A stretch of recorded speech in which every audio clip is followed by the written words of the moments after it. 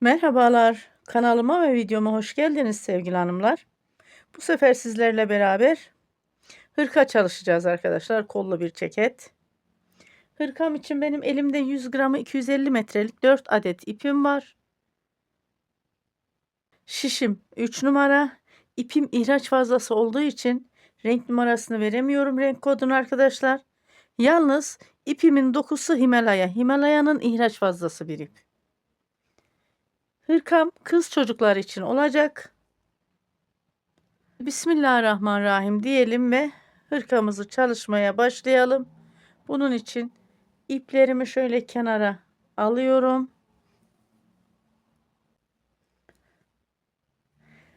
Hırkam için şişime 96 ilmek attım.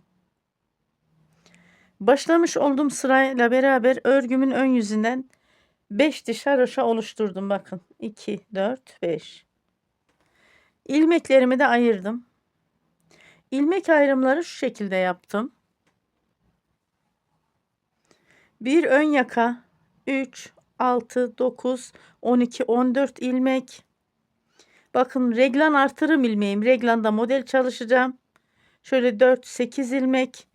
Ön yaka ilmeklerimiz az demeyin arkadaşlar. Bunun 4 ilmeği ön yakaya ait, 4 ilmeği kola ait reglan artırım ilmeğimin. Kol ilmeklerim 3, 6, 7 ilmek. Diğer reglan artırım ilmeğim 8 ilmek.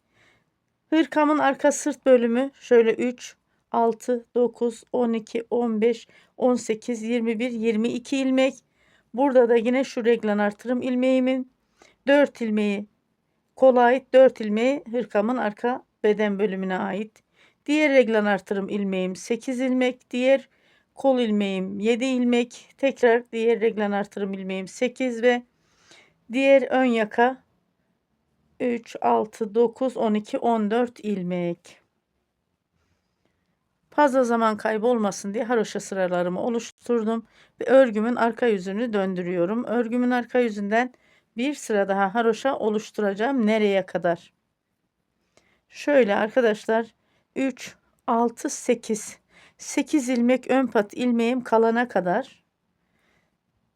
8 ilmek ön pat ilmeğimde ilik yeri çalışacağız. Şöyle kenarı tırtıklı çalışıyorum. Hırkamızın ön patı. Bakın ipimi öne aldım. Baştaki ilmeğimi örmeden aldım. Haroşa ilmeklerime devam ediyorum. Beni takip eden sevgili hanımlar iyi bilir, ben haroşayı ters ilmeklerle oluşturuyorum.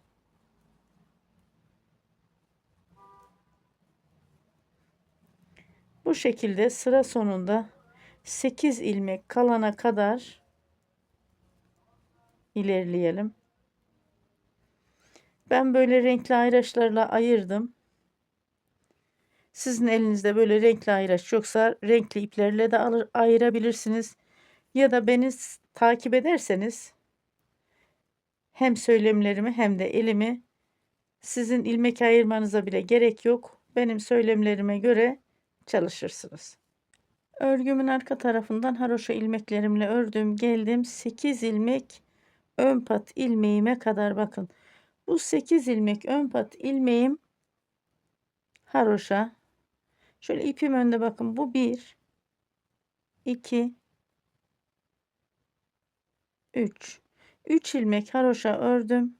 Ön pat ilmeğimden şişime bakın. İpimi aldım, artırdım. 2 ilmeğin içerisinden 1 ilmek aldım, eksilttim. İlik yerimi açtım. Diğer 3 ilmeğimi de haroşa örüyorum. Ve örgümün ön yüzünü döndürdüm. Baştaki ilmeğimi örmeden aldım. Bakın ipim önde. 8 ilmek ön pat ilmeğimi haroşa örüyorum. 2, 4, 6, 8. Düz ilmeklerimle devam ediyorum. Mor ayraca kadar. Şöyle 1, 2, 3, 4, 5, 6 ilmek burada. Düz ilmeklerim. Şöyle ayracımı alıyorum. Bakın burada ilmek alarak bir ilmek artırıyorum. Bakın ilmek alarak buna dikkat edelim. Sonra burada 8 ilmek var ya, reglan artırım ilmeğim. 3 ilmeği bu şişime aldım. Bak, şişimi arkaya aldım. 2 ilmeği bu şişime taktım. Öndeki 2 ilmeği arkaya, şu arkadaki bir ilmeği öne geçirdim. 3 ilmek düz, bakın 1 2 3. Buna dikkat edelim. Sonra 2 ilmek ters. Daha sonra bakın bu 3 ilmeğimi bu şişime aldım. Şimdi tam zıt yönde. Bakın. Bir ilmek önden alıyorum. Arkadaki ilmeği öne geçiriyorum. 2 ilmek öndeki ilmeği arkadan alıyorum. Diğer şişime bu 2 ilmeğimi alıyorum. İpimin katını aldım, onu düzelteyim. Bu 2 ilmeğimi düz olarak örüyorum. 2 ilmek ters ilmeğimden sonra burada 3 ilmeğim var gördüğünüz gibi. Bu sefer şöyle yapıyorum, bakın. Şu 2 ilmeği arkadan şişime taktım. Şişimi çıkarttım. Öndeki bir ilmeği, bakın. Ortadaki bir ilmeği böyle önden yer değiştirdim. Ve bu 3 ilmeğimin içerisinden, her ilmeğin içerisinden birer ilmek düz ilmeğimi ördüm. Ayracımı aldım kenara. Bakın bir ilmek ilmek alarak artırıyorum. İlmek alarak, ama bakın. Dolayarak değil.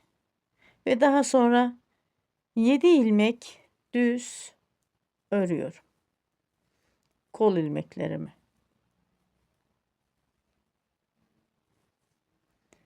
Ayracımı aldım kenara. Bir ilmek ilmek alarak artırdım. Burada dediğim gibi 8 ilmeğim var. Reglan modelinde bakın. 1, 2, 3 ilmeği bu şişime aldım. Bu şişi arkadan aldım. Bakın 2 ilmek. Öndeki 2 ilmek arkaya, arkadaki bir ilmek öne yer değişti. Diğer şişime taktım. Her ilmeğin içerisinden düz ilmek alıyorum. 1, 2, 3. İpimi öne aldım. 2 ilmek ters. Sonra burada yine 3 ilmeğim var. Bu sefer tam zıt yöne. Bir ilmek şöyle dışa, 2 ilmek içe. Şöyle alıyorum, bakın. 1, 2.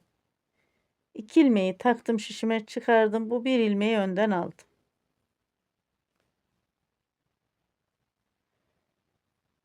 Diğer 2 ilmeği şişime taktım.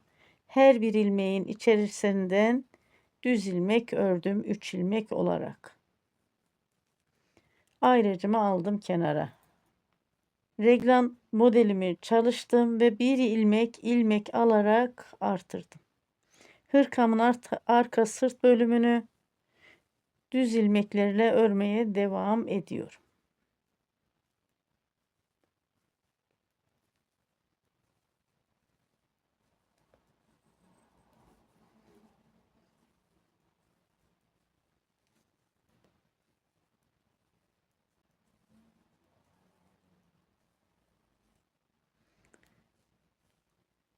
Hırkamın arka sırt bölümünü ördüm düz ilmeklerle.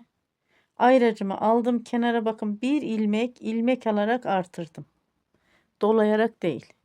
Burada 8 ilmeğim var reglan modelimde. Şu 3 ilmeğimi şişime taktım.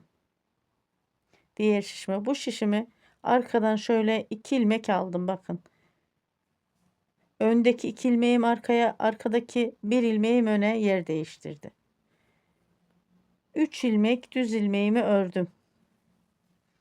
Sonra 2 ilmek ters. Sonra bakın burada 3 ilmeğim bu sefer tam zıt yöne değişecek. Bir ilmek bu önden arkaya, arkadaki 2 ilmek böyle arkadan ön tarafa, bakın. Zıt yöne ilmeklerim değişti. Diğer şişime ilmeklerimi taktım ve 3 ilmeğin içerisinden yine birer ilmek düz ilmeğimi ördüm. Ayracımı aldım kenara. Bir ilmek alarak artırdım. Kol için olan bölümlerimi düz örüyorum. Burada ayracımı kenara aldım. Son reglana geldik.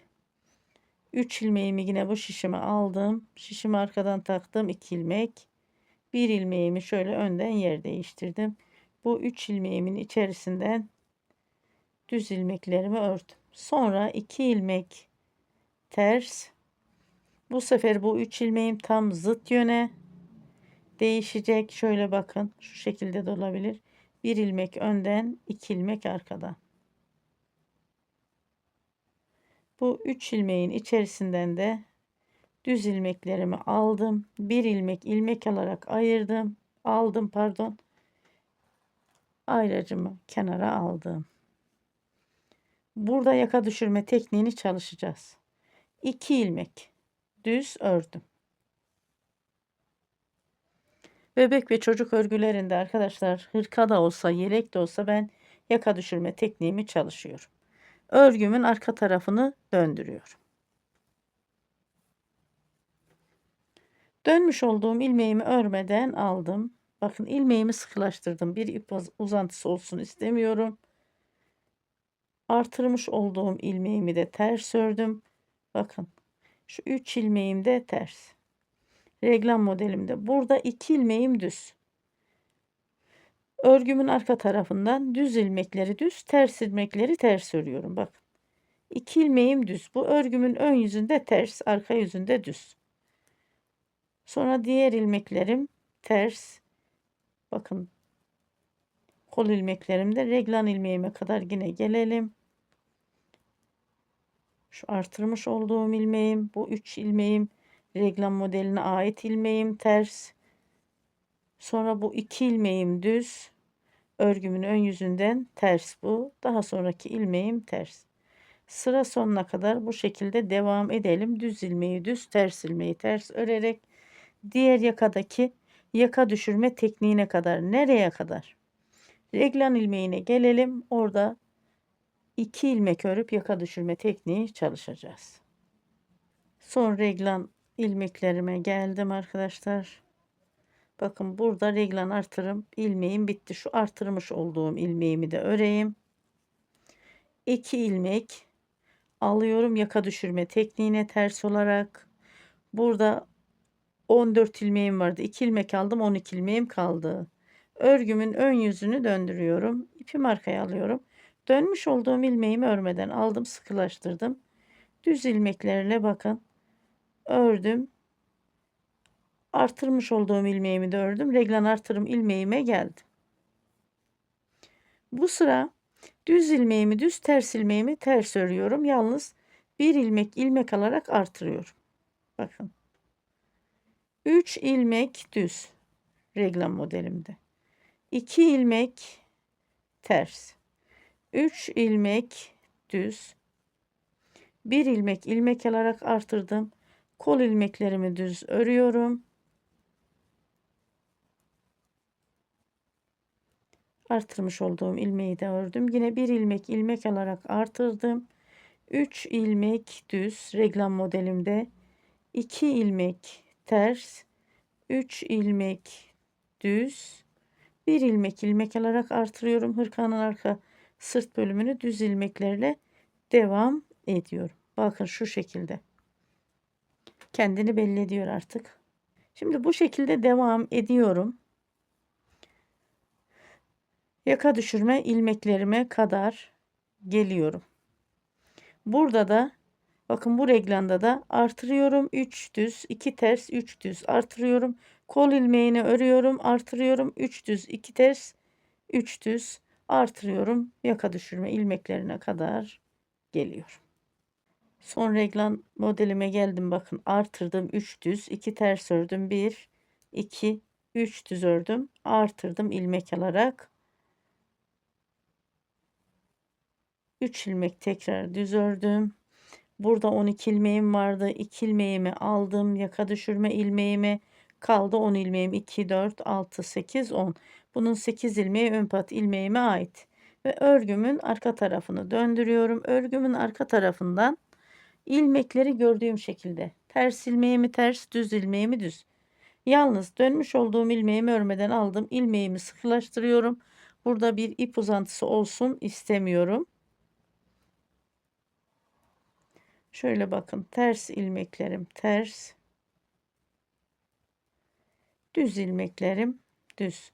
Artık ilmekler kendini bariz belli ediyor. Yaka düşürme ilmeklerine kadar bu şekilde örgümü ilerletip geliyorum. Örgümün arka tarafından ilmekleri gördüğüm şekilde ördüm, geldim. Bakın, yaka düşürme ilmeklerime geldim. Burada 4, 8, 12 ilmeğim var. 2 ilmeğimi yaka düşürme ilmeğimi aldım. Kaldı 10 ilmeğim ve örgümün ön yüzünü döndürdüm. İpimi arkaya aldım. Dönmüş olduğum ilmeğimi örmeden aldım. İlmeğimi bir sıkılaştırdım. Şu artırmış olduğum ilmeğe kadar düz ilmeklerimle devam ettim. Bir ilmek alarak artırdım. Sonra burada yine ilmek değişecek. 3 ilmeğim var. Bu şişimi aldım. 3 düz ilmeğimi 2 ilmek arkadan aldım ve bir ilmek, bakın, arkadaki ilmeği öne geçirdim. Bu 3 ilmeğimi de düz ördüm. 2 ilmek ters. Ters ilmeğimin karşısında yine 3 düz ilmeğim var. Bu sefer zıt yöne. Bir ilmek öndeki ilmek arkada. Arkadaki 2 ilmeği öne alıyorum. Bakın, şişimi bakın şöyle arkadan taktım. 2 ilmeği aldım. Bu bir ilmeği de şöyle yer değiştirdim. Ve 3 ilmeğimi düz ördüm. Bir ilmek alarak artırdım. Kol ilmeklerimi düz örüyorum.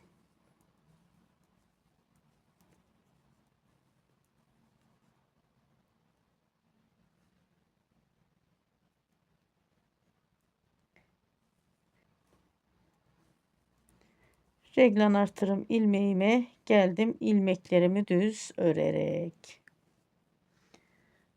Bakın, reglan modelimiz kendini belli ediyor. Burada böyle küçük bir burgu çalışıyoruz. Arada da 2 ilmek ters gidiyor. İlmek alarak artırdım. Yine şu 3 ilmeğimi bu şişime aldım. 2 ilmeğimi arkadan taktım. Bir ilmek önden yer değişti. Teknik aynı. 3 ilmek düz ördüm. Sonra 2 ilmek ters. Yine karşıdaki şu 3 ilmeği bakın şöyle aldım. 1 ilmek önden, 2 ilmek arkadan. İlmeklerim yer değişti. Yine 3 ilmeğimi düz ördüm. İlmek alarak ilmek artırdım. Hırkamın arka sırt bölümünü düz ilmeklerle örmeye devam ediyorum.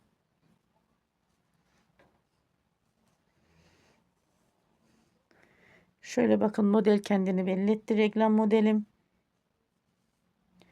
Hırkamı bir videoda bitiremeyeceğim galiba arkadaşlar. Sizlere 2 videoda anlatmaya çalışırım. Çok fazla video uzasın istemiyorum. Şimdi bu böyle devam ediyorum. Bu her iki reglanda ve kolda aynı şekilde çalışıyorum. Bu her iki reglam ve kolda çalıştığım gibi yaka düşürme ilmeklerine kadar geliyor. Yaka düşürme ilmeklerime geldim. Burada 4, 8, 10 ilmeğim var. 2 ilmek aldım. 8 ilmek ön pat ilmeğime kaldı. 1, 2, 3 sefer çalıştım yaka düşürmeyi. Örgümün arka tarafını döndürüyorum. Örgümün arka tarafında bakın ilmekleri gördüğüm şekilde örüyorum. Dönmüş olduğum ilmeği örmeden alıyorum. Bir sıkılaştırıyorum. İp uzantısı olsun istemiyorum. Ters ilmeklerimi ters, düz ilmeklerimi düz örüyorum örgümün arka tarafından. Bakın bunu nereye kadar örüyorum? Diğer yaka düşürme ilmeklerime kadar. Bakın buraya kadar örgümü ilerletip geliyorum. Örgümün arka tarafından ilmeklerimi gördüğüm şekilde örerek geldim reglan artırım ilmeğime kadar. Bakın 10 ilmeğim var. Burada 2 ilmeğimi aldım. Yaka düşürme ilmeğime 8 ilmek ön pat ilmeğim kaldı. Bakın 4 8 ve örgümün ön yüzünü döndürüyorum. İpimi arkaya alıyorum. Dönmüş olduğum ilmeğimi örmeden aldım, bir sıkılaştırdım ve düz ilmeklerimle reglan artırım ilmeğime kadar geliyorum. Reglan artırım ilmeğime geldim. Bu daha önceki artırmış olduğum ilmeğim. Bakın 3 ilmek düz ilmeğim, reglan modelim. 1 ilmek ilmek alarak artırdım. 3 ilmek düz. Bu sıra düz ilmeğimi düz, ters ilmeğimi ters örüyorum. 2 ilmek ters. 3 ilmek düz. 1 ilmek ilmek alarak artırıyorum. Kol ilmeklerimi düz örüyorum.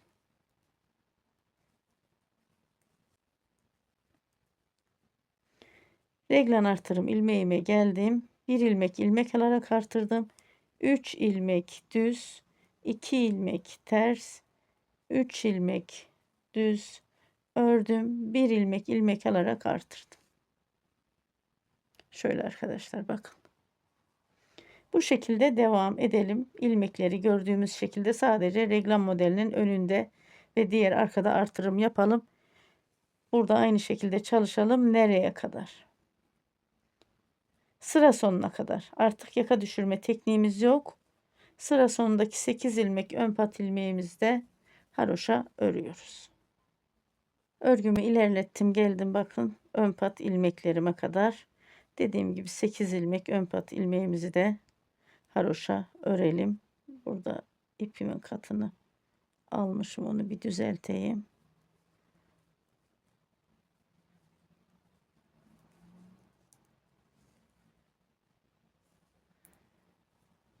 Örgümün arka yüzünü döndürüyorum. Bakın ipimi öne aldım.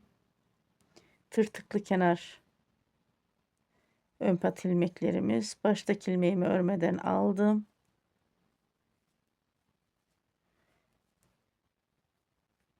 Sekiz ilmek ön pat ilmeğimi haroşa örüyorum. Örgümün arka yüzünden ilmekleri gördüğüm şekilde örüyorum. Şöyle bakın, düz ilmeğim düz, ters ilmeğim ters. Sıra sonuna kadar bu şekilde gelelim. Sıra sonunda yine 8 ilmek ön pat ilmeğimizi haroşa örelim. Örgümün arka yüzünden ilmekleri gördüğüm şekilde ördüm, geldim 8 ilmek ön pat ilmeğimi. 8 ilmek ön pat ilmeğimi haroşa örüyorum.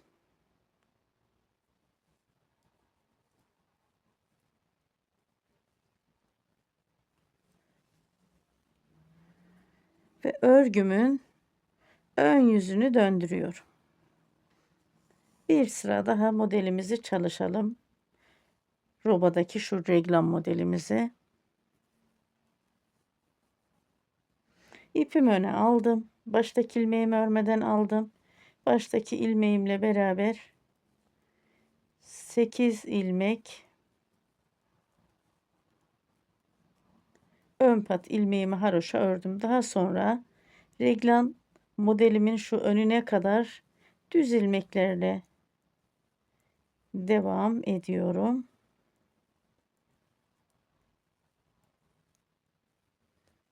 Reglan modelime geldim. 1 ilmek ilmek alarak artırdım.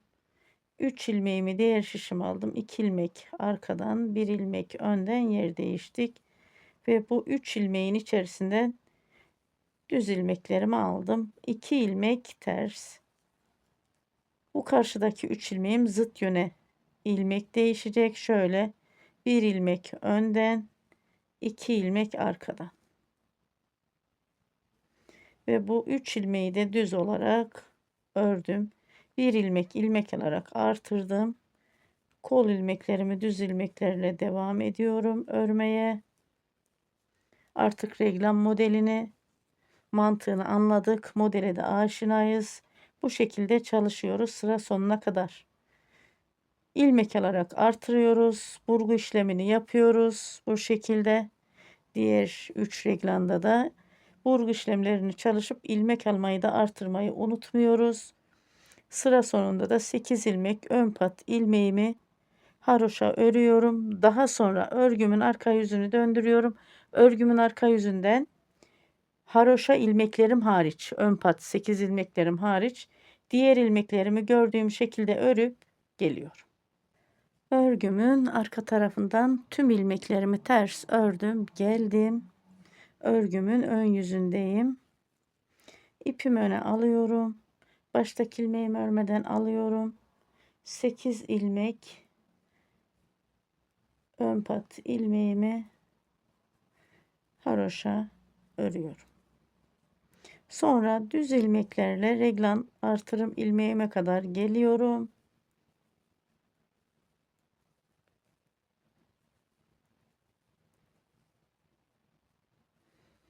İlmek alarak ilmeğimi artırıyorum. Bu sıra yine reglan modelinde ilmekleri gördüğüm şekilde 3 ilmek düz, 2 ilmek ters, 3 ilmek düz. Sonra ilmek alarak ilmeğimi artırıyorum ve düz ilmeklerle devam ediyorum.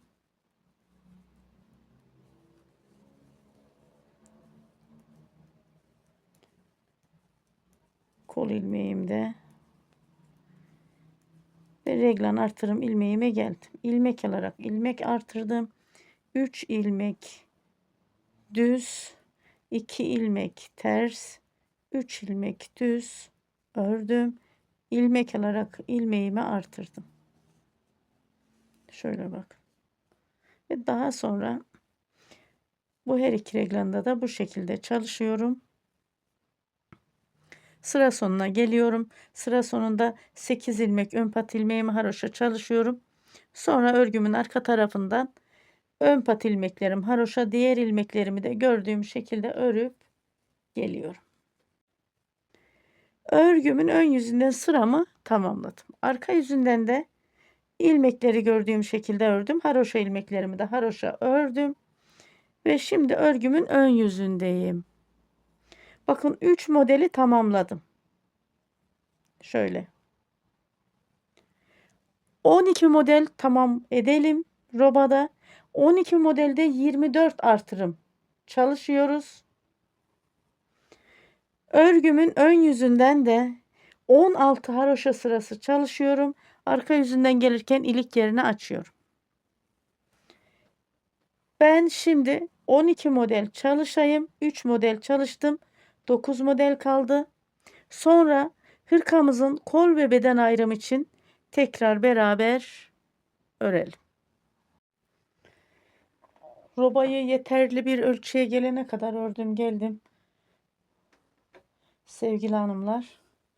12 model çalışayım robada dedim. Evet 12 model çalıştım. 12 modelde 24 artırım çalıştım.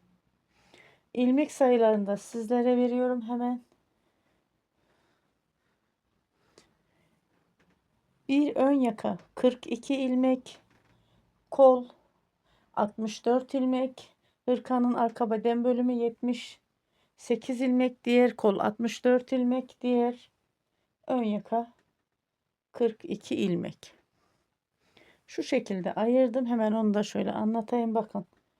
Reglan artırım ilmeğimiz 8 ilmekti biliyorsunuz model çalıştığım için.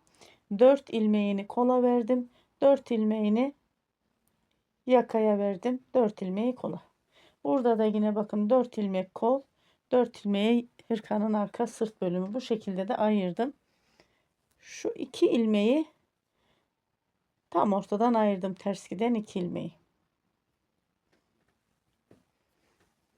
Hırkamızın beden ve kol ayrımını yapmadan önce, hiç artırım yapmadan 2 sıra bir haroşa çalışalım.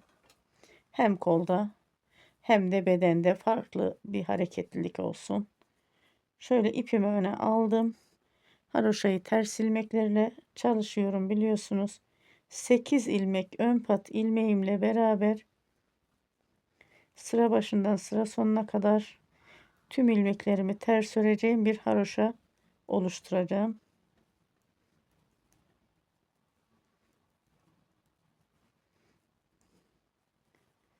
Artırım sayılarımız yeterli. Yeterli olduğu için burada artırım yapmıyorum. Ayraçları da çıkarmıyorum ki beden ve kol ayrımında tekrar bir ilmek sayma ihtiyacı duymayayım diye. Sıra sonuna kadar bu şekilde örüp geliyorum. Sıra sonuna geldim. Bir sıra haroşa oluşturdum. Örgümün arka yüzünü döndürüyorum.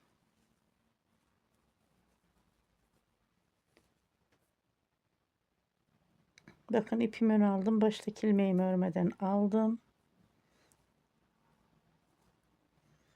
Örgümün arka yüzünden de haroşa ilmeklerle devam ediyorum. Sıra başından sıra sonuna kadar. Şöyle bakalım. Bakın bu şekilde örgünün ön yüzünde 2 diş haroşa oluşturup geliyorum. Örgümün ön yüzünden 2 sıra haroşa oluşturdum, geldim. Şimdi dilerseniz roba yükseklik ölçüsünü bir alalım.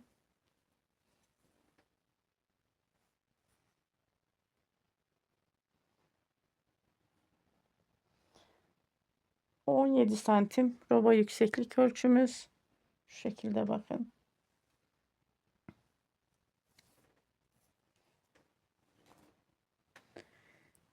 Ve örgünün arka yüzündeyim.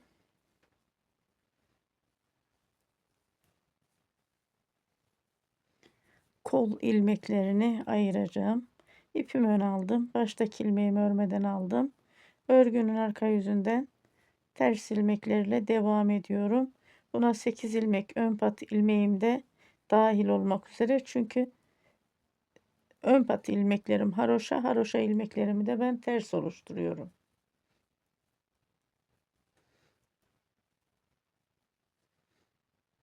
Mor ayıraca kadar haroşa ilmeklerle örüp geliyorum.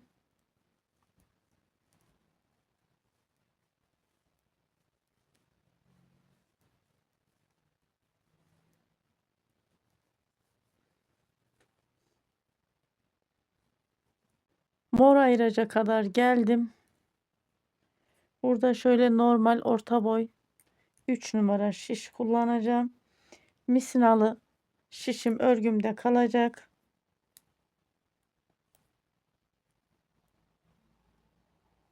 Ayracımı şöyle diğer şişime alıyorum. İpimi öne alıyorum. Örgümün arka tarafından kol ilmeklerimi ters ilmeklerle örüyorum.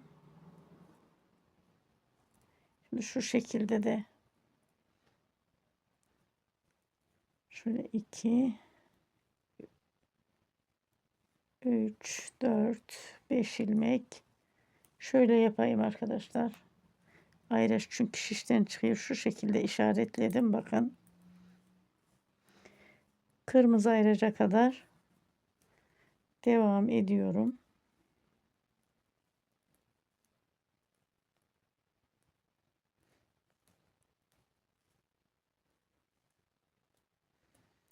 Kırmızı ayraca kadar örgümü ilerletip geleyim kol ilmeklerimi. Kırmızı ayraca geldim. Kol ilmeklerimin bakın. Örgünün arka tarafından ters ilmeklerle örerek ayracımı çıkardım. Burada tekrar işaretlemeye gerek duymuyorum. Ve örgümün ön yüzünü döndürüyorum. Şöyle.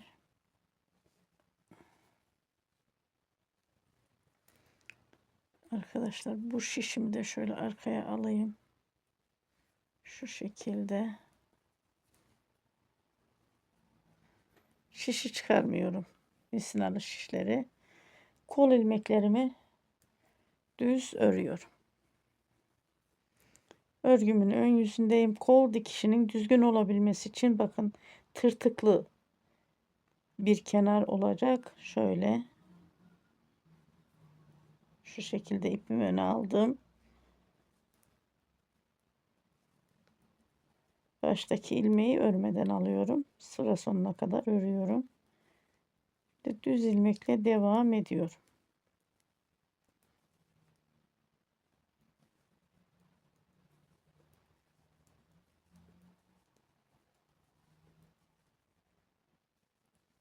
Sıra sonuna kadar örgümün ön yüzünden düz ilmeklerle örgümü ilerletip geliyorum. Düz ilmeklerle sıra sonuna geldim kolda.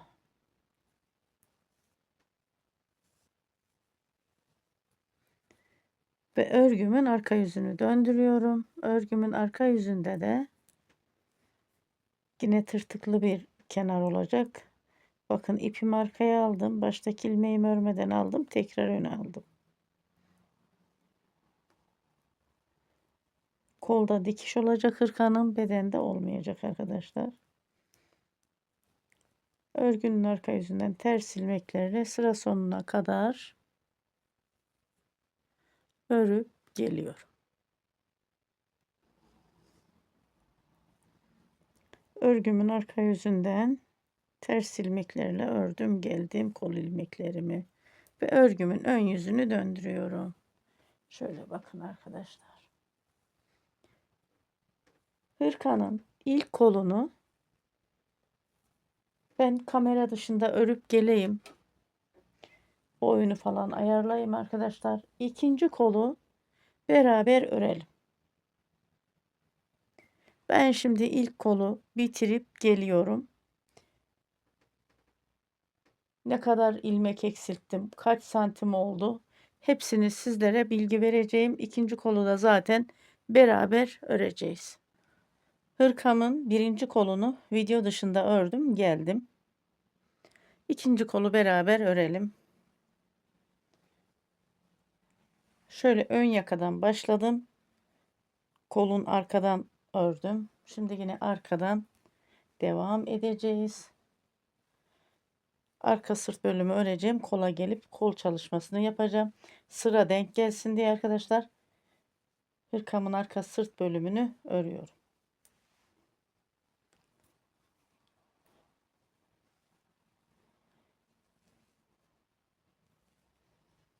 Şöyle 2 ilmek artıracağım burada.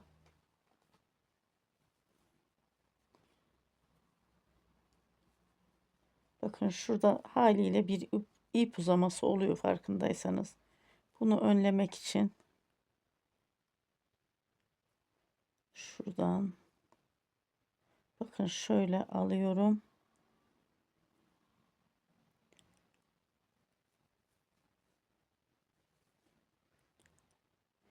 Bu ip uzamasını önlemek için ne yapalım? Şöyle buradan şu şekilde bir ilmek aldım bakın.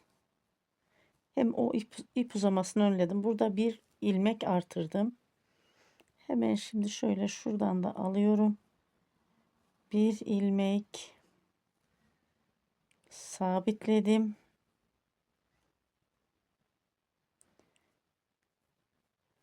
Şöyle bir alayım arkadaşlar. Burada şöyle bir sabitleyeyim. İşimiz sağlam olsun. Evet, buradan bir ilmek aldım. Bakın bir ilmek de böyle artırdım. 2 ilmek oldu. Hemen şu ucu da şöyle alıp bir sabitleyeyim. Örgünün ön yüzüne çıkmasın. 2 ilmek artırdım mı arkadaşlar? Şöyle bir ilmekte kolun tırtıklı yerden hemen şöyle bakıyorum. İlk sırasından almaya çalışıyorum. Evet. Bir ilmekte kolun ilk sırasından aldım. Burada 3 ilmek artırdım. Şöyle kolu katlayalım. Bakın. Şimdi bir ilmekte şöyle artırıyorum. 4. 3 de karşıdan artıracağım. Toplamda 7 ilmek burada kolda artırmış olacağım. Şu kol altı kasmasın diye. Şimdi burada yine şöyle tığla alayım. Şişle zorlanırsam. Koldan şöyle bir ilmek aldım. Bunu aldım şişime. Bakın bir ilmek de buradan aldım. 2. Bir ilmek de yine şu ilmeği şöyle, bakın şöyle döndürüyorum. Bunu yine diğer tarafta yaptığım gibi şu ip uzamasını önlemek için bakın şöyle parmağımla kıvırdım, bir ilmek aldım. Buradaki ip uzamasını önledim. Şu ilmeğim çıktı. Tekrar alıp bu ip uzamasını da bu şekilde önledim. Bakın şöyle 3 ilmek burada aldım. Bunu nasıl yapıyorum? Bu ilmeği öreceğim. Şöyle bakın şu alttan da alayım. Buradaki bu açıklığı önlemiş olalım. Şöyle bakın. Bu artırdığım ilmek o açıklığı önledim. Siz de nasıl artık artırırsanız o şekilde artırın. 3 ilmek, 1 ilmek beden, 1 ilmek ip uzaması, 1 ilmek kolda artırdım. 1 ilmek kol altında. Yine burada ipim çıktı, ilmeğim çıktı pardon. 1 ilmek kol, 1 ilmek kolda artırdım. 1 ilmek yine bedende, 1 ilmek de şu ip uzaması. Yani toplamda 7 ilmek artırdım. Örgümün arka yüzündeyim. Ters ilmeklerle devam ediyorum. Diğer kol ilmeklerine kadar orada da 7 ilmek artıracağım arkadaşlar. Yani hırkamızın beden bölümü dar olsun istemiyorum. Çünkü yelek değil bu, hırka. Hırka biraz daha geniş olur.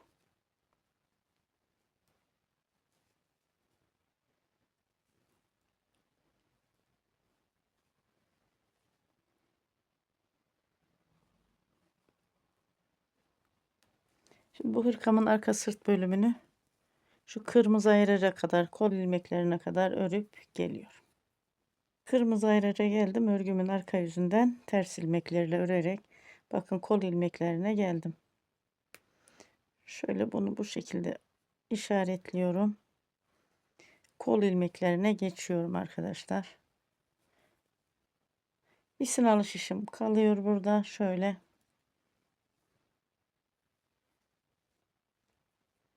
şu şekilde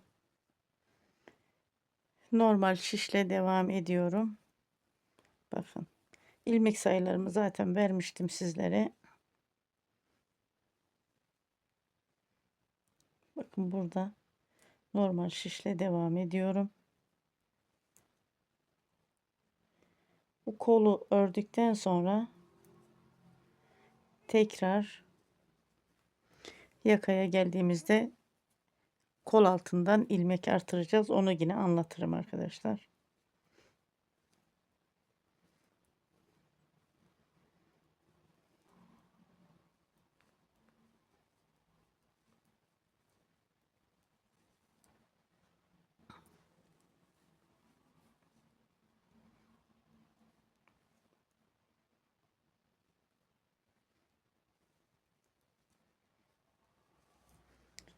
Kol ilmeklerim, bakın burası kol ilmekleri.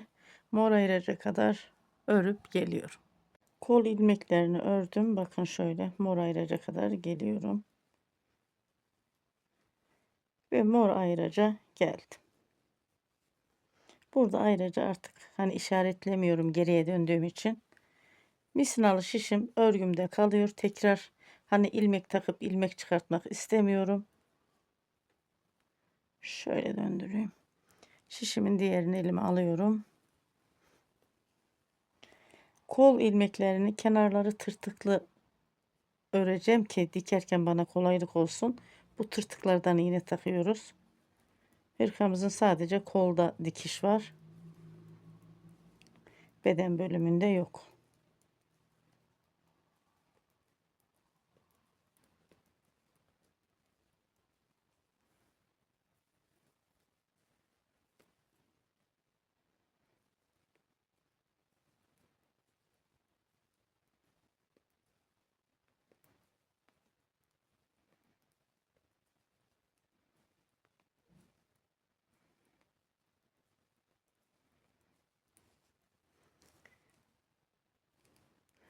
Evet, ön yüzünden örgümün ilerletiyorum kol ilmeklerimi.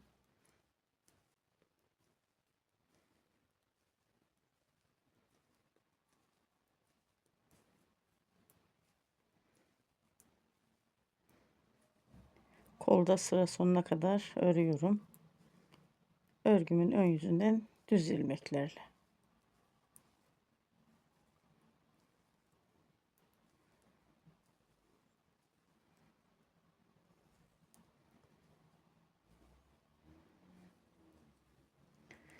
Örgümün ön yüzünden düz ilmeklerle, arka yüzünden ters ilmeklerle öreceğim. Şimdi hemen şurayı da şöyle bir açıklayayım. Bakın kolda toplamda 3 sefer ilmek eksilttim. 1, 2, 3. 3 seferde 2, 4, 6 ilmek eksilttim. Çünkü kolun her iki tarafından eksiltiyorum. Şöyle bakalım.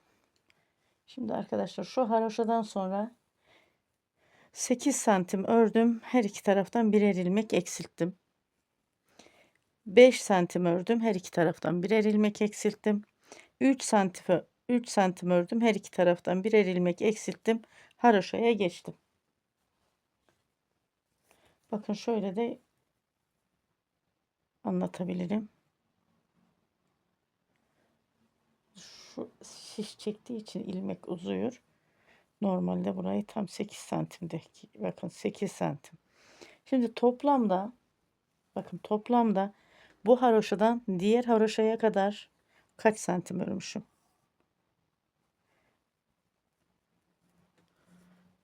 Şöyle tam alalım.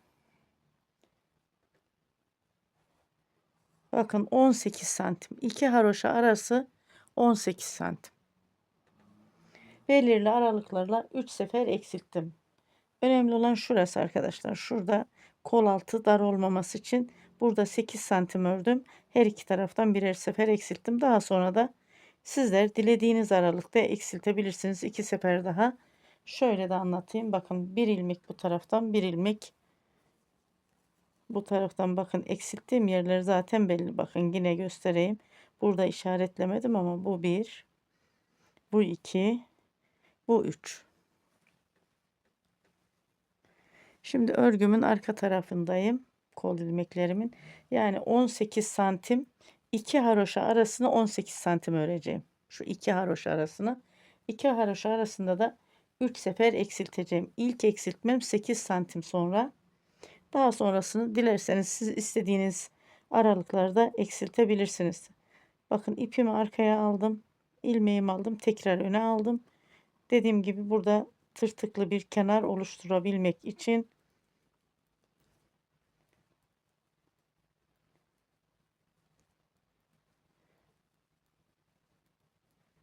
ve örgümün arka yüzünden de ters ilmeklerle ilerliyorum.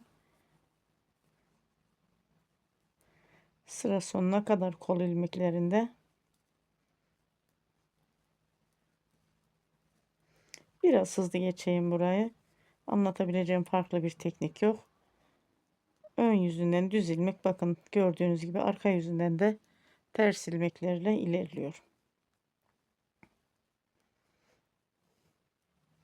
Sizlerin elinde sadece bir adet bir misinalı şiş varsa ne yaparsınız?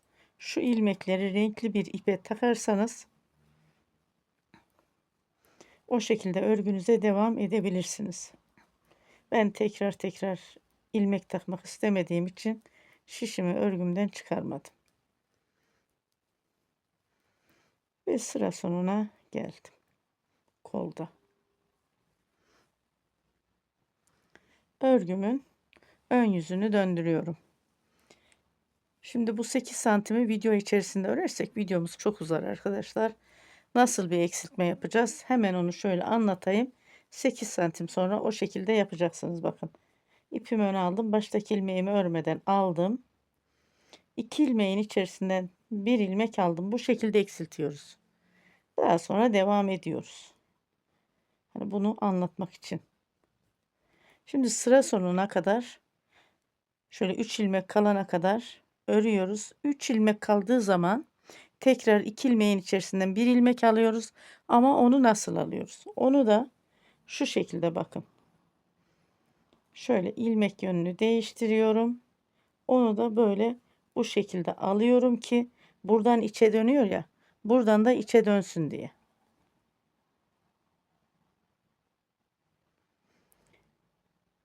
Ben şimdi örgünün ön yüzünden düz ilmeklerle, arka yüzünden de ters ilmeklerle öreyim. 18 santim. Bu 18 santimde de 3 sefer eksiltmemi yapıp geleyim. Daha sonra kolda şöyle tekrar gösteriyorum. Model çalışmamıza geçelim arkadaşlar. Bakın şu şekilde. Haroşayı beraber yaparız. Son eksiltmeyi, hatta son eksiltmeyi de beraber yapalım. Haroşayı da beraber çalışırız. Bakın bu şekilde. Haroşadan sonra model kısmı. Bu kısımdan sonrasını video içerisinde çalışacağız. Bu haroşadan bakın. Kolda şöyle gösteriyorum. Bu haroşadan diğer haroşa aralığını video dışında çalışacağım. Ben şimdi 18 santim örüp geliyorum.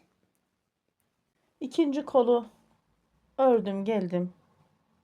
Bu arayı video dışında arkadaşlar şöyle bakın. 2 sefer eksilttim her iki taraftan. Üçüncü eksiltmeyi beraber çalışalım. Daha sonra haroşa kısmına geçeceğiz.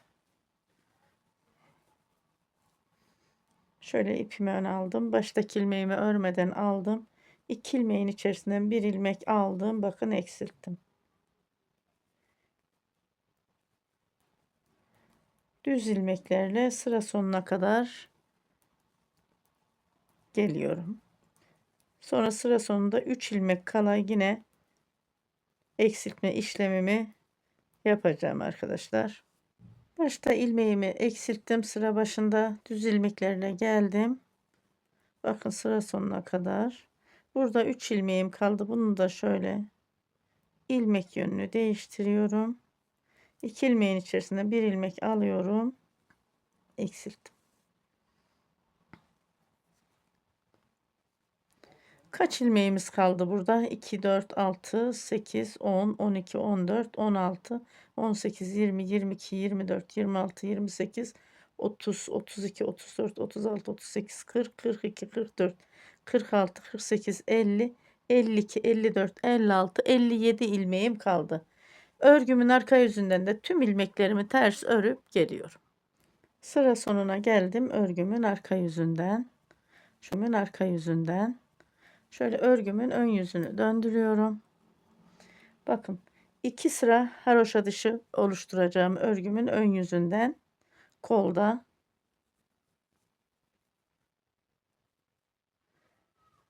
Şu şekilde hem örgümün ön yüzünden hem de arka yüzünden haroşa çalışarak 2 sıra haroşa sırasını oluşturup geliyorum. Hırkamın kolunda örgümün ön yüzünden 2 sıra haroşa oluşturdum geldim. Model çalışmamıza geçiyoruz. Bakın sıra başında yarım model çalışıyorum şöyle arkadaşlar. Ve sıra sonunda da yarım model çalışıyorum. Kol ilmeklerimi bu şekilde ayarlayabildim. 4 modelde kolun kendi ilmeğinde çalıştım bu şekilde. Şimdi beraber çalışalım. Şöyle her iki taraftan 3 sefer eksiltmemi yaptım. 1, 2, son eksiltmeyi de sizinle beraber yaptım. 3, 6 ilmek eksilttim. Toplamda 57 ilmeğim kalmıştı biliyorsunuz. İpimi öne aldım. Baştaki ilmeğimi örmeden aldım. 2 ilmek ters. Şimdi bir ilmek düz örüyorum. Bir doluyorum. Bir ilmek düz. Bu sıra başındaki yarım modelim. Sonra 3 ilmek ters. 1, 2, 3. Bir ilmek düz. 3 ilmek ters. Burayı da hemen şu şekilde açıklayayım. Bakın arkadaşlar şurası. 3 ilmek ters, 1 ilmek düz, 3 ilmek ters. Sonraki bütün modelleri çalışıyoruz. Sonra 1 ilmek düz, 1 doladım, artırdım, 1 ilmek düz, 1 doladım, artırdım, 1 düz ilmeğimi ördüm. 3 ilmek ters, 1 ilmek düz ve 3 ilmek ters. 1 ilmek düz ördüm, 1 doladım, artırdım, Bir ilmek düz ördüm, bir doladım, bir ilmek düz, yani doladığım ilmeğim artırdığım ilmeğim. 3 ilmek ters, bir ilmek düz, 3 ilmek ters, bir ilmek düz ördüm, bir doladım, bir ilmek düz, bir doladım, bir ilmek düz. Bak, bir ilmek düz örüyorum, doluyorum, düz örüyorum, doluyorum, düz örüyorum. 3 ilmek ters. Sonra bir ilmek düz, 3 ilmek ters. Bir ilmek düz, bir doladım, bir düz, bir doladım, bir düz ilmeğimi ördüm. 3 ilmek ters ördüm. Bir ilmek düz ördüm. Tekrar 3 ilmek ters ördüm ve sıra sonundaki yarım modele geldim. Bir ilmek düz, bir doluyorum. Bir ilmek düz, 2 ilmek ters ve kenar ilmeğim düz. Bakın.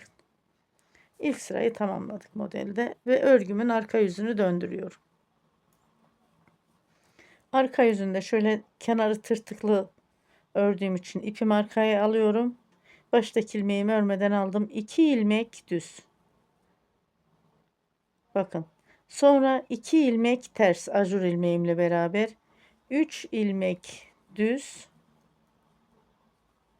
1 ilmek ters, 3 ilmek düz. Sonrası 5 ilmek ters model kısmı. 1 2 3 4 5. 3 ilmek düz, 1 ilmek ters, 3 ilmek düz, 1 ilmek ters. Yani şu şekilde örgünün ön yüzünden ters olan ilmeklerim arka yüzünde düz, düz olan ilmeklerim arka yüzünde ters. Bu şekilde sıra sonuna kadar gelelim. Sıra sonuna geldim. Örgümün arka tarafından ilmekleri gördüğüm şekilde örerek. Örgümün ön yüzündeyim. Modelde 2 sırayı tamamladım. İpimi öne alıyorum. Baştaki ilmeğimi örmeden alıyorum. 2 ilmek ters. Sonra 2 ilmek ters ilmeğimden sonra 1 ilmek düz. 1 doluyorum. 2 ilmek düz. Sıra başındaki yarım modelim. 3 ilmek ters. 1 ilmek düz. 3 ilmek ters ve tüm modelime geliyorum. 1 2 ilmek düz ördüm, 1 doladım, 1 ilmek düz, 1 doladım, 2 ilmek düz.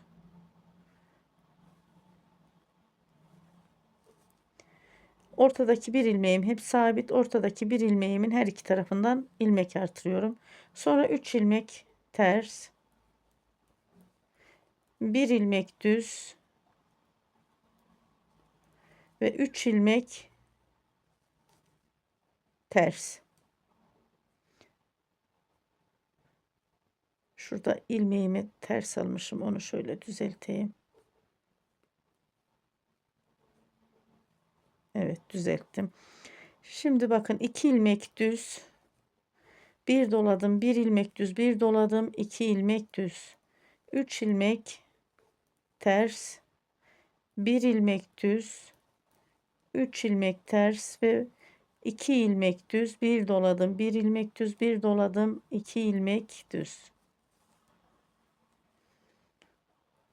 3 ilmek ters, sıra sonuna kadar yine beraber çalışalım. 1 ilmek düz, 3 ilmek ters, 2 ilmek düz, 1 doladım, 1 ilmek düz, 1 doladım, 2 ilmek düz, 3 ilmek ters, 1 ilmek düz, 3 ilmek ters.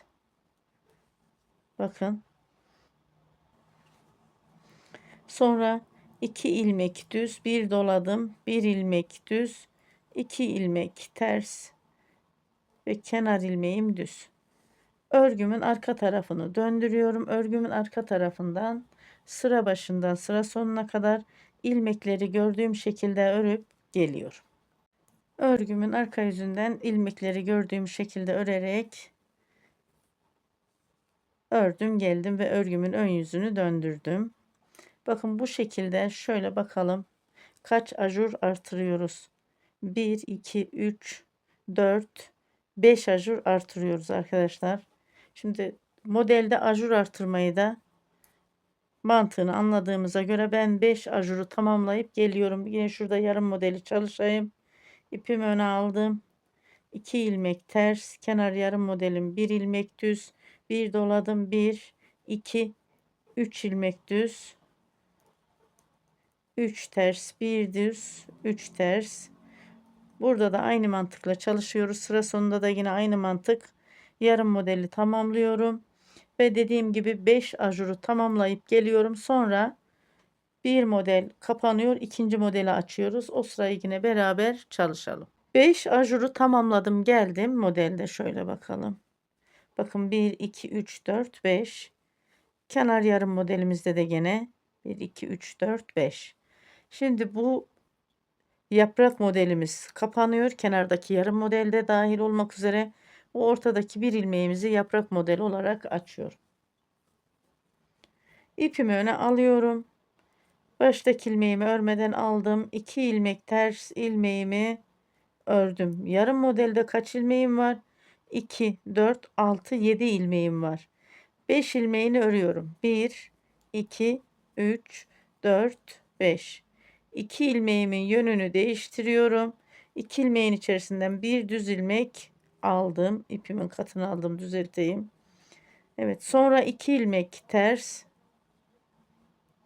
Bakın burada bir ilmek düz. Bir doluyorum, bir ilmek düz, bir doluyorum, bir ilmek düz. 2 ilmek ters. Yarım model kapanıyor. Buradaki bir ilmeği model olarak açıyorum. Buradaki yaprak modelimde kaç ilmek var? 2, 4, 6, 8, 10, 12, 13 ilmek var. Bakın 2 ilmeğin içerisinden bir ilmek aldım. Sonra aradaki düz ilmekleri sayalım. Bu da düz. 1, 2, 3, 4, 5, 6, 7, 8, 9.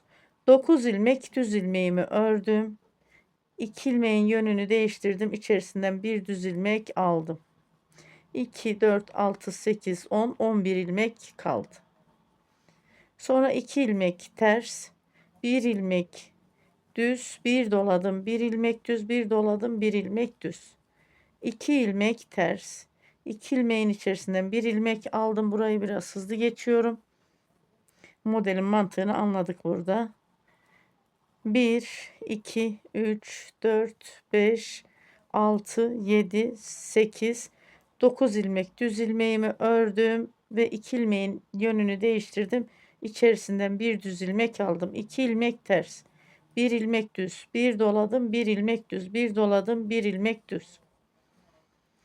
2 ilmek ters. Sonra 2 ilmeğin içerisinden bir düz ilmek aldım. 1, 2, 3, 4, 5, 6, 7, 8, 9 ilmek düz ilmeğimi ördüm. Bu 2 ilmeğimin yönünü değiştim. İçerisinden bir düz ilmek aldım. Yaprağı kapatıyorum. 2 ilmek ters. 1 ilmek düz, bir doladım, 1 ilmek düz, bir doladım, 1 ilmek düz. Sonra 2 ilmek ters, 2 ilmeğin içerisinden bir düz ilmeğimi aldım. Tekrar 9 ilmek düz örüyorum.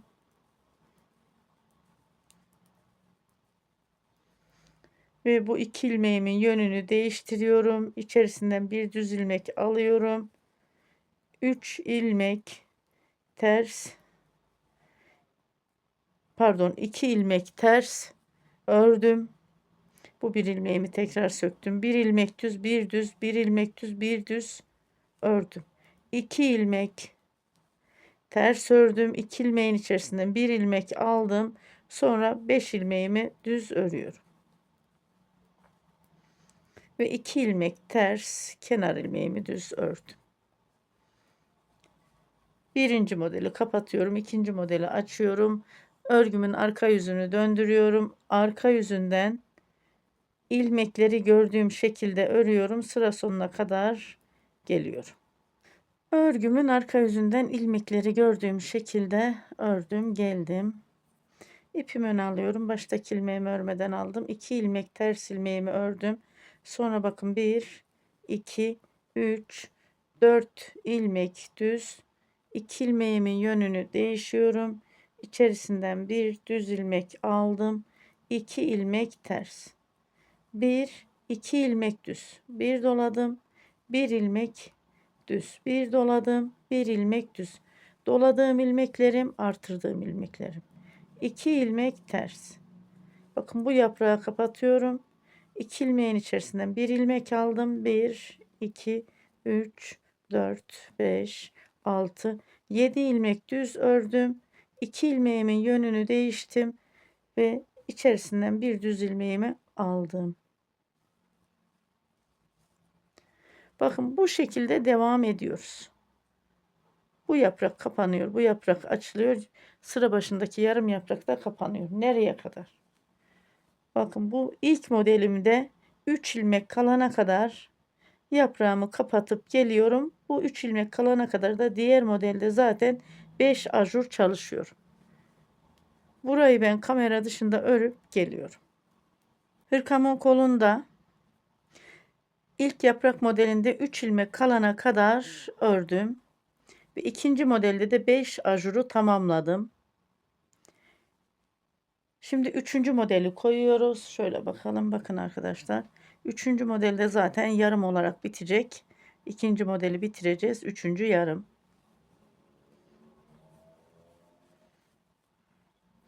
İpimi ön aldım. Baştaki ilmeğimi örmeden aldım. 2 ilmek ters. Sonra bakın 1 ilmek düz. Bir doladım. 1 ilmek düz. Daha sonra 2 ilmek ters. 2 ilmeğin içerisinden bir ilmek aldım. Bakın bu yaprağı kapatıyorum. Bunu açıyorum. Bunu kapatıyorum. Sonra 1, 2, 3, 4, 5, 6, 7, 8, 9 ilmek düz ördüm. 2 ilmeğimin yönünü değiştirdim. İçerisinden bir düz ilmek aldım. 2 ilmek ters. Bu yaprakta 3 ilmek kaldı. Buradan tekrar yaprağımı açıyorum. 1 ilmek düz, bir doluyorum. 1 ilmek düz, bir doluyorum. 1 ilmek düz bakın. Sonrasında 2 ilmek ters. Bu şekilde devam ediyor. Artık modele aşinayız. Sıra sonunda da yine yarım model bakın. Bir düz, bir doluyorum, bir düz. Ve sonrasında örgümün arka yüzünden ilmekleri gördüğüm şekilde örüp geliyorum bakın. Bu sırayı sıra sonuna kadar örüyorum. Daha sonra örgümün arka yüzünden de ilmekleri gördüğüm şekilde örüp geliyorum. Örgümün arka yüzünden ilmekleri gördüğüm şekilde ördüm ve ön yüzüne geldim. Bir yaprak kapandı, ikinci yaprak açıldı. Bakın burada bir ajur çalıştım ikinci yaprakta. Bu ajuru 5 ajur olana kadar öreyim, tamam edeyim. Bu yaprağı da kapatıyorum. Burada da 3 ilmek kalana kadar örüp gelelim. Şöyle bakın arkadaşlar. Daha sonra bakın bu yaprağı tamamen kapatacağım. Onu beraber çalışalım. Burada hemen şöyle bir model çalışalım beraber. İpimi öne aldım. Baştaki ilmeğimi örmeden aldım. 2 ilmek ters. Kenardaki yarım modelimiz. Bir düz ilmek ördüm. Bir doladım. 2 ilmek düz. 2 ilmek ters. Sonrası 2 ilmeğin içerisinden bir düz ilmek aldım. Bu yaprak kapanıyor. 7 ilmek düz örüyorum. 2 ilmeğin içerisinden bir ilmek aldıktan sonra 7 ilmek düz ördüm. Bu 2 ilmeğimin yönünü değişiyorum. İçerisinden bir düz ilmek aldım. 2 ters ilmek ördüm. 2 ilmek düz, bir doladım, bir ilmek düz, bir doladım, 2 ilmek düz. Bakın bu şekilde devam edelim. Biraz önce de ifade ettiğim gibi bu yaprağı toplayacağım. 3 ilmek kalacak. Bu yaprağı da açacağım. 5 ajur çalışacağım, geleceğim. Bu yaprakta 5 ajur çalıştım ve bu yaprakta da 3 ilmek kaldı. Şimdi bu yaprağı tam olarak kapatıyoruz. Daha sonra haroşa kısmına geçiyoruz. Tabii ki haroşa kısmında da ilmeklerimizi eksiltiyoruz kolda. İpimi öne aldım. Baştaki ilmeğimi örmeden aldım. 2 ilmek ters. Burada bakın 2, 4, 6, 7 ilmek var. Yarım modelde. 5 ilmeğini düz örüyorum. 1, 2, 3, 4, 5 ve 2 ilmeğimin yönünü değiştiriyorum. İçerisinden bir düz ilmek alıyorum. 2 ilmek ters ördüm. Buradaki gibi 3 ilmek de bırakmıyorum. Burada tamamen kapatıyorum. Şöyle bakın, şu 2 ilmeği aldım. Şişimi arkadan takarak arkada bir ilmek diğer şişime geçirdim. 3 ilmeğin içerisinden bir ilmek aldım ve bu yaprağı tamamen kapattım. 2 ilmek ters. Burada da 2 ilmeğin içerisinden bir ilmek aldım. Aradaki düz ilmeklerimi ördüm. 2 ilmeğimin yönünü değiştim ve içerisinden bir ilmek aldım. 2 ilmek ters. Bir sefer daha burada kapatalım yaprağı. Bakın, şu 2 ilmeği esnettim. Yaprakta 3 ilmek kalmıştı. Bir ilmek arkada, 2 ilmeği diğer şişime taktım. 3 ilmeğin içerisinde bir ilmek aldım. Sıra sonuna kadar bu şekilde gelelim. Sıra sonunda da yarım modeli aynı böyle çalışalım. Buradaki yarım modeli daha sonra örgünün arka tarafından tüm ilmeklerimi gördüğüm şekilde tersi ters, düzü düz şekilde örüp geliyorum. Hırkamızın kolunda bir yaprağı kapattık, ikinci yaprak açmıştık. Burada da bakın ikinci yaprağı kapatıyoruz. Ne dedim? Bu yaprakta 5 ajur çalışalım. Diğer yaprakta da 3 ilmek kalana kadar örüp geleyim dedim. Aynı şekilde ördüm geldim. İpimi öne alıyorum. Baştaki ilmeğimi örmeden alıyorum. 2 ilmek ters ördüm. Sonra burada 7 ilmek düz ilmeğim var. Bunun 5 ilmeğini ördüm. Bakın, yarım model kenardaki 2 ilmeğin yönünü değişiyorum. 2 ilmeğin içerisinde bir ilmek aldım. 2 ilmek ters ördüm. Burada yaprağı tamamen kapatıyorum. Bakın, şöyle 2 ilmeğin arkadan şişim aldım, yön değiştirdim. Burada da bir ilmek tekrar bu şişime taktım. 3 ilmeğin içerisinde bir ilmek aldım. 2 ilmek ters ördüm. Sonra 2 ilmeğin içerisinden bir ilmek. Bu şekilde devam edelim arkadaşlar. Hani burada nasıl yaprağı topladıysak bu sıra aynı şekilde topluyoruz sıra sonuna kadar. Sıra sonunda da yine yarım modeli toplayalım. Sonra örgünün arka tarafından beraber çalışalım. Çünkü örgünün arka tarafında ilmeklerimizi eksilteceğiz ve kol ağzı haroşaya geçeceğiz beraber. Sıra sonuna geldim. Kolda artık model çalışmıyoruz. Tabii ki modelimizde ilmek artıyor gördüğünüz gibi. Örgümün arka yüzünden ilmekleri eksilteceğiz. Şöyle şu kol haroşasını çalışacağız. Kol ağzı haroşasını. Şöyle ipimi arkaya aldım. Baştaki ilmeğimi örmeden aldım. Bu sıra tamamen ters ilmeklerle çalışacağım. İpimi öne aldım. Baştaki ilmeğin yanındaki bir ilmeğimi ördüm.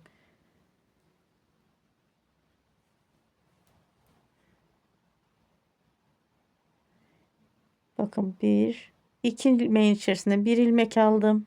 Hep iki ilmeğin içerisinde bir ilmek alarak ilmeklerimi eksiltiyorum. Ve sayıyorum kaç ilmek olacak. 2, 4, 6, 8, 10. 2 ilmeğin bir içerisine bir ilmek alıyorum. 11, 12, 13, 14, 15, 16, 17, 18, 19, 20, 21, 22, 23. Hep iki ilmeğin içerisinde bir ilmek alıyorum. Bakın, çünkü ilmek bayağı fazla olduğu için.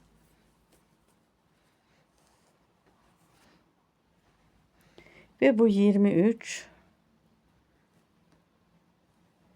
24, 25, 26, 27, 28, 29, 30, 31, 32, 33, 34, 35, 36, 37, 38. Bakın tek tek sayıyorum.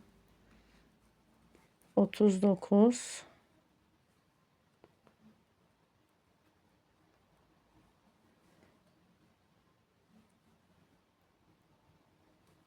40, 41, 42, 43, şöyle 44, 45 ilmek. Burada bu 2 ilmeği eksiltmesem son 3 ilmeği örmem gerekiyordu. 45 ilmek oldu. Ve örgümün ön yüzündeyim. Örgümün ön yüzünden haroşa çalışıyorum. İpimi alıyorum. Baştaki ilmeği örmeden aldım. Bakın tamamen ters ilmeklerle haroşa çalışıyorum.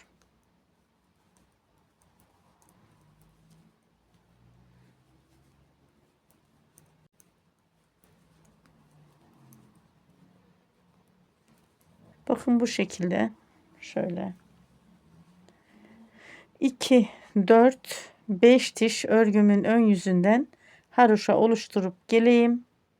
Tekrar arka yüzünden de haroşa çalışayım. Sonra ön yüzünden ilmeklerimizi beraber kapatalım. Kol ilmeklerimizi. Hırkamın kolunda ön yüzünden 5 sıra haroşaya oluşturdum. Geldim. Şimdi ilmekleri kapatalım. Tığ ile kapatacağım arkadaşlar. Sizler de nasıl alışıksanız öyle kapatın. Ben hem şiş hem tığ ile kapatıyorum. Tığ ile biraz daha pratik oluyor. Şöyle bakın 2 ilmeğin içerisinde 1 ilmek aldım. Bu 1 ilmek elimde. Yine buradan 2 ilmek alıyorum. Bakın 2 ilmeğin içerisinden 1 ilmek sürekli. 1 ilmek elimde sabit, 1 ilmek şişten alıyorum.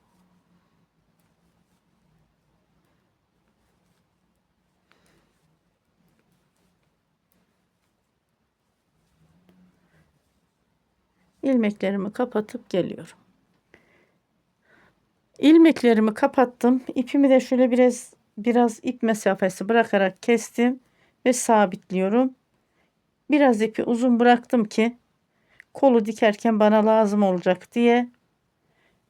Şöyle bırakıyorum. Bakın örgünün arka yüzünden beden bölümü nasıl gelmiştik? Yakadan, arkadan, arka bedenden ve kol altından. Burada kol altında ilmek artıracağız. Diğer kol altında 7 ilmek artırmıştım. Bu kol altında da 7 ilmek artıracağım. Burada şöyle bir bakın ip uzantısı var. Burada da vardı biliyorsunuz. Ben bunu şu şekilde bakın şöyle bir ilmek buradan aldım. Gördünüz mü? Bu bir.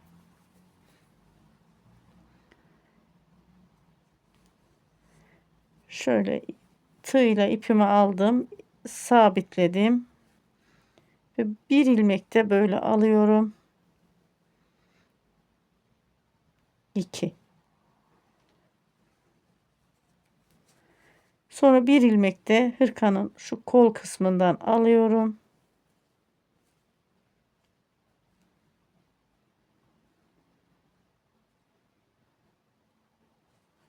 Şöyle 3. Bir ilmek de kol altından ilmek alarak artırdım. Ve geldim bakın ön yakaya. Burada da yine koldan bir ilmek alıyorum şöyle. Bakın şuradan. Şu şekilde.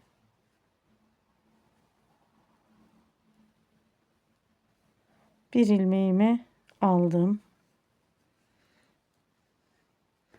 Sonra yine buradan tığ ile alayım. Zorlandığım zaman tığ ile alıyorum arkadaşlar. Bir ilmek daha aldım. 2. Bir ilmek de bu ip uzantısını yine şöyle bakın şu şekilde döndürerek aldım. Ve ön yakada ters ilmeklerle sıra sonuna doğru ilerliyorum.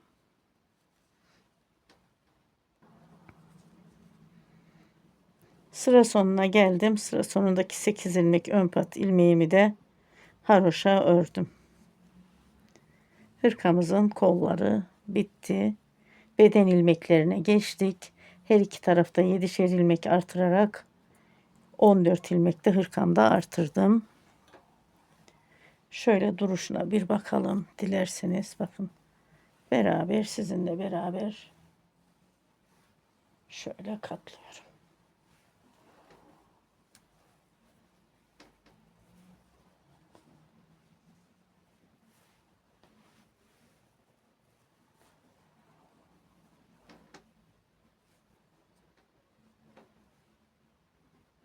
Bu şekilde kollarda böyle bakın. Şimdi kolu dikmeyi de hemen size bir anlatacağım. Nasıl dikeceğiz? Tırtıklı yaptık ya. Şöyle biraz dikeyim arkadaşlar. Ben hırkanın bedenini öreceğim. Daha sonra kolu tamamen dikeceğim. İğnemi ipimi taktım. Bak şu şekilde.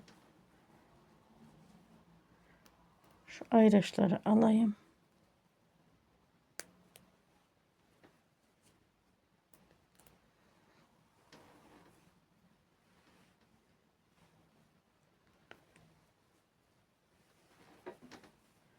Şöyle tutuyorum. Bakın şöyle. Aldım. Bakın her bir tırtıktan iğnemi takıyorum. Karşıdaki ilmek tırtıklı ilmekten bir karşıdan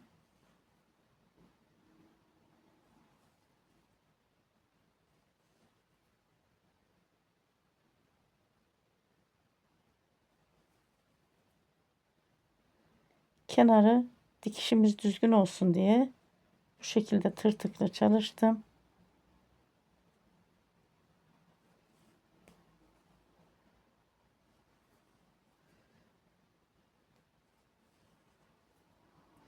İlmek atlamıyoruz. Aynı dengede gitmesi için.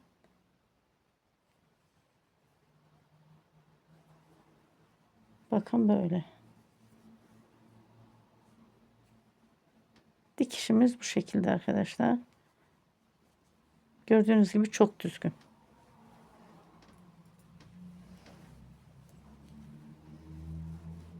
Kolu artık siz kendiniz dikersiniz. Dilerseniz sırkayı bitirince dikersiniz. Dilerseniz de ben şöyle biraz öreceğim. Daha sonra dikeceğim. Çünkü şu kol altında açıklık olursa bunu iğne ile kapatacağım dikişle.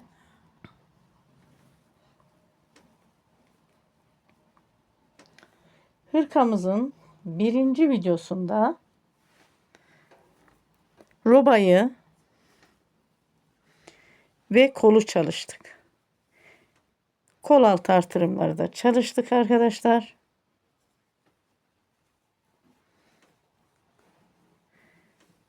Ve hırkamızın birinci videosunu bitirdik. Hırkamızın ikinci videosunda buluşmak üzere diyorum.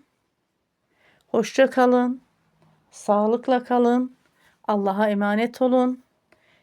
İkinci videosunu bekleyelim arkadaşlar.